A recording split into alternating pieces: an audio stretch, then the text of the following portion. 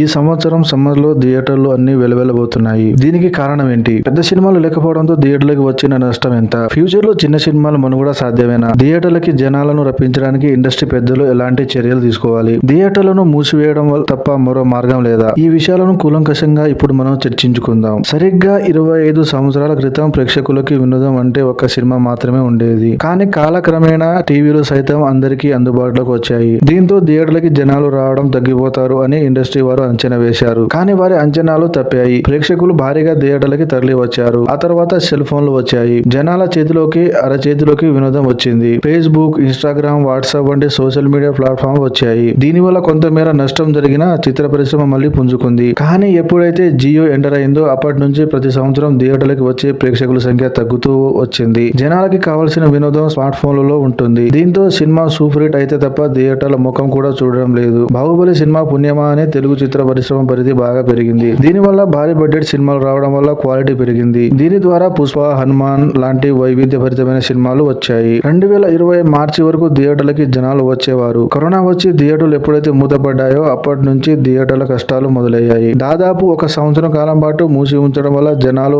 ఓటీటీలకి అలవాటు పడ్డారు. ప్రేక్షకులకు కావాల్సిన వినోదం ఓటీటీలలో లభ్యం అవుతుంది. దీంతో థియేటర్లకి రావడం లేదు. దీనివల్ల థియేటర్లు నడిపేవారు తీవ్రమైన ఆర్థిక నష్టాలను చవిచూశారు.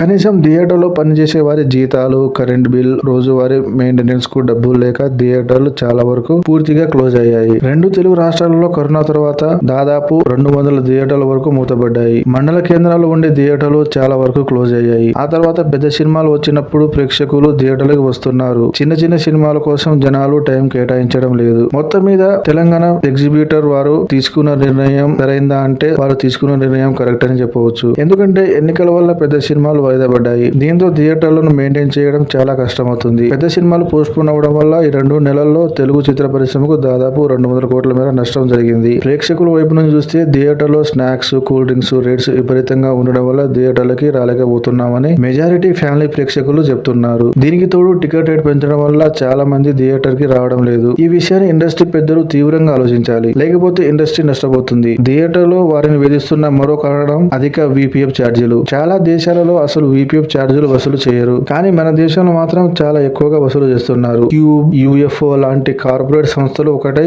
వేరే వారికి ఈ వృత్తిలోకి రానివ్వడం లేదు. వీళ్ళు మాత్రం కోట్లు సంపాదిస్తున్నారు. వీళ్ళ వెనక తెలుగు చిత్ర పరిశ్రమకు చెందిన బడా ప్రొడ్యూసర్ ఉన్నారు. దీంతో వీళ్ళు ఆడింది ఆట, పాడింది పాట అన్నమాట. ప్రేక్షకులను థియేటర్లకి రంపించడానికి థియేటర్లలో స్నాక్స్ రేట్స్ తగ్గించాలి, టికెట్ రేట్ తగ్గించాలి. ఓటీటీలలో సినిమా స్ట్రీమింగ్ కనీసం 50 రోజుల గడువు ఉండాలి. అయితే తెలుగు రాష్ట్రాలలో ప్రజలు ఎన్నికల మూడ్ లో ఉన్నారు. అందువల్ల థియేటర్లకు రావడం లేదు. దీనికి తోడు పెద్ద హీరోల సినిమాలు వాయిదా పడ్డాయి. మండుతున్న ఎండలను దృష్టిలో పెట్టుకుని జనాలు ఇళ్ల నుంచి బయటికి అడుగు